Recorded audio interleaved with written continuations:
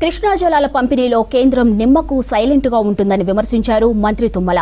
భద్రాద్రి కొత్తగూడెం జిల్లాలో పర్యటించిన మంత్రి రాజీవ్ కెనాల్ తో సాగర్ ఆయకట్టుకు సాగునీరిస్తామన్నారు.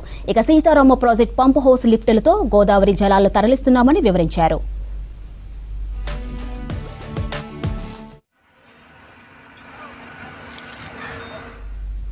భద్రాద్రి కొత్తగూడెం, దుమ్మగూడెం, సీతారామ ప్రాజెక్ట్ పంప్ హౌస్ను సందర్శించారు మంత్రి తుమ్మల. వైరా రిజర్వాయర్కు గోదావరి నీటితో సాగర్ ఆయకట్టు స్థిరీకరణ జరుగుతుందన్నారు. ఇక కృష్ణా నీటి కేటాయింపులపై మాట్లాడేందుకే సీఎం రేవంత్ ఢిల్లీ టూర్కు వెళ్లారని వివరించారు మంత్రి తుమ్మల.